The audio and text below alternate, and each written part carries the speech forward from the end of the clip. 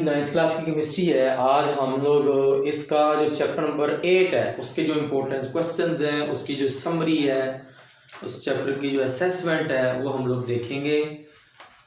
जिन लोगों ने पूरे नंबर लेने हैं, जिन्होंने कम लेने हैं, वो भी जो पास होना चाहते हैं वो 3 चैप्टर करेंगे। चैप्टर नंबर 8 है केमिकल रिएक्टिविटी। इसमें मेटल्स बेटा दिया हुआ है। मेटल्स आप लोग इसकी तारीफ, उन्होंने, छोटे बच्चे हैं आप, इतना ही काफ़ी है आपके लिए। इलेक्ट्रो पॉजिटिव होती हैं, इलेक्ट्रॉन खारिज करके कैटाइन बनाती हैं। आगे उसकी क्लासिफिकेशन है। बहुत रिएक्टिव होती हैं, दरमियाने दर्जे की, सबसे ज़्यादा रिएक्टिव। इसमें से एमसीक्यूज आता है, वो पूछते हैं सबसे ज़्यादा रिएक्टिव कौन सी है। कॉपर है, मरकरी, सिल्वर, गोल्ड, आपको नाम का पता होना चाहिए। एक वो दूसरी दे देगा, ठीक है। उसके बाद बेटा मेटल्स की तभी खसूसियात। अच्छा, इसमें ना चैप्टर में मेटल्स और नॉन मेटल्स, मेटल्स की तभी खसूसियात, कीमियाई खसूसियात, नॉन मेटल्स की तभी खसूसियात, कीमियाई खसूसियात, ये 4 आप लोग ध्यान से करेंगे, ठीक है। इन चारों में से एक आप क्वेश्चन आपके पेपर में पक्का आएगा, ठीक है। अच्छा, एक और है क्वेश्चन, ये मेलाबिलिटी और डक्टिलिटी। इन्होंने दिया मेलाबल और डक्टाइल। मेलाबल और डक्टाइल, मेलाबल कौन सी होती है और डक्टाइल कौन सी होती है, आप लोग ध्यान से करेंगे।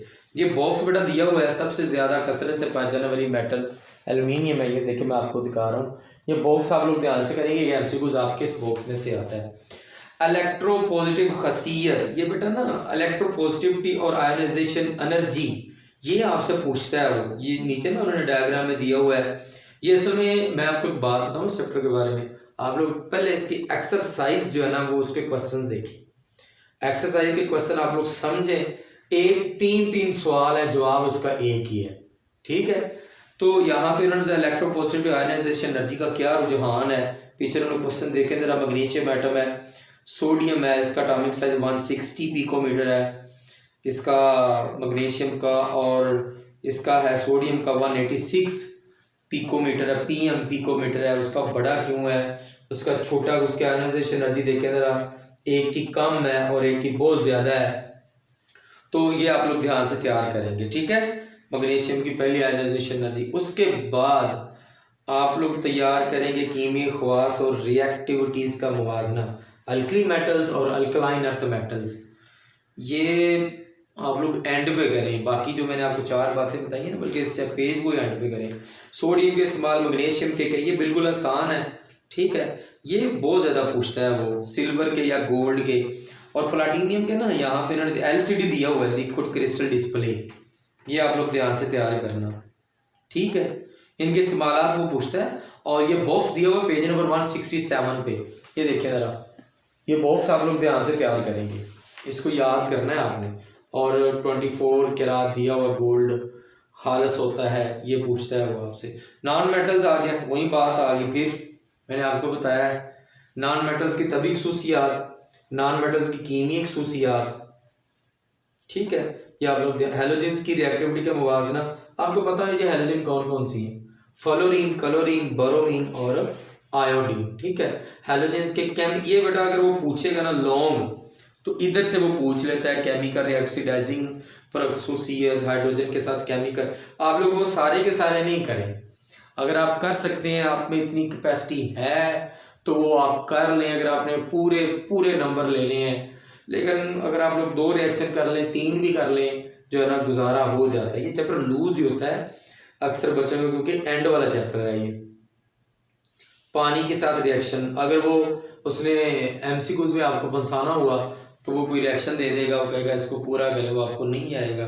नॉन मेटल, आपको ये कहूँगा पहले 7 चैप्टर पे बड़े अच्छे तरह से फोकस करें। नॉन मेटल्स की अहमियत देखें जरा, आगे दी हुई है पेज नंबर 172 पे। एक दफ़ा उसने क्वेश्चन ये दिए थे, उसने रिएक्शन दे दिया था। हेलोजन की केमिकल रिएक्शन, फ्लोरीन दे दिया था, फिर क्लोरीन, फिर उसके बाद इधर आगे आ गया बोरोमीन। ये उसने बोला था कि इनके साथ रिएक्शन लिखें। नॉन मेटल्स की जो है ना वो खसूसियात आप लोग करेंगे। ये तो बिल्कुल आसान है ना, बहुत ही आसान है। नॉन मेटल्स इलेक्ट्रॉन क्यों हासिल करती हैं, ये बॉक्स में दिया हुआ है। क्लोरीन की वैलेंसी 1 क्यों है, एलिमेंट्स की नॉन मेटालिक खासियत, कौन सा फैक्टर। अच्छा, इसके ना एक्सरसाइज देखें ज़रा। मेटल की तभी खसूसियात आ गया। उसके बाद देखिए ज़रा, इलेक्ट्रोपॉजिटिविटी और आयनाइजेशन एनर्जी में क्या ताल्लुक है। ये बहुत आता है। और देखिए पेज नंबर ये 175 पे क्वेश्चन नंबर 15 है, 16 है, 17 है, 18, इनका ना घुमा फिरा के एक ही जवाब आता है। ठीक है, देखिए फिर इच्छाइया में देखें जरा, क्वेश्चन नंबर 7 है, नॉन मेटल्स की कीमियाई खवास। ये ना बच्चों को बहुत ज़्यादा चैप्टर बोझ लगता है, तो मैं आपको बेटा एक बात करूंगा। पहले आप जो मैंने आपको बताया ना, मेटल की दबी खसूसियात, कीमियाई खसूसियात, नॉन मेटल्स की दबी खसूसियात, कीमियाई खसूसियात, इलेक्ट्रोपोजिटिविटी और आयनाइजेशन एनर्जी, और इनके जो हैलोजन है उनका नाम आपको बताना चाहिए। एक्सरसाइज के क्वेश्चन कर लें, आराम सुकून से आपको इस चैप्टर से मार नहीं पड़ेगी। आप मतलब आप इजी अपने आप को फील करेंगे।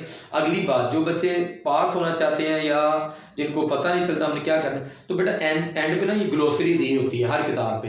अगर आपको कहीं से तारीफ नहीं मिलती तो आप लोग ये ग्लोसरी वाली भी लिख देंगे तो वो सही मानी जाएगी, उसको गलत कोई भी नहीं कहता।